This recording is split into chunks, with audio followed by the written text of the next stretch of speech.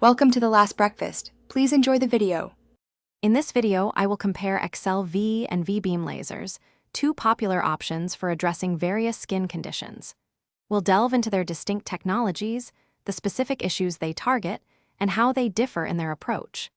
My goal is to help you understand the key characteristics of each, so you can better appreciate which laser might be more suitable for your individual skin concerns.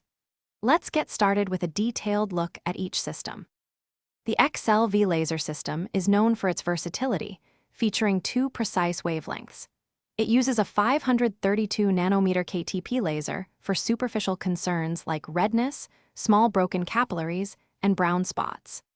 Additionally, its 1064 nanometer ND YAG laser targets deeper vascular issues, such as leg veins and larger facial vessels. This dual wavelength capability allows for a broad range of treatments, from rosacea to sun damage, all while incorporating advanced cooling for patient comfort.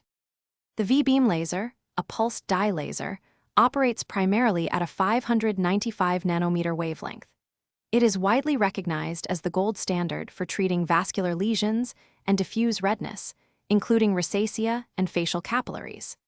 This laser specifically targets the red pigment in blood vessels, making it highly effective for conditions like port wine stains and hemangiomas.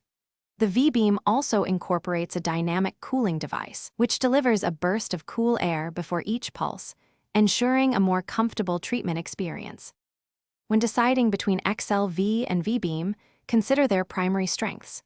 V's dual wavelengths provide greater flexibility for both superficial and deeper vascular and pigmented lesions.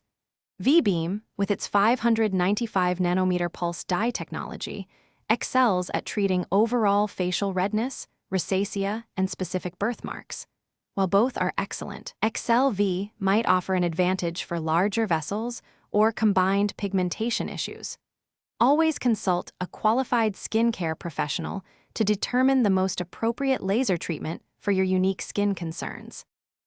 Thanks for watching. If this was helpful, leave a like and consider subscribing. See you next time.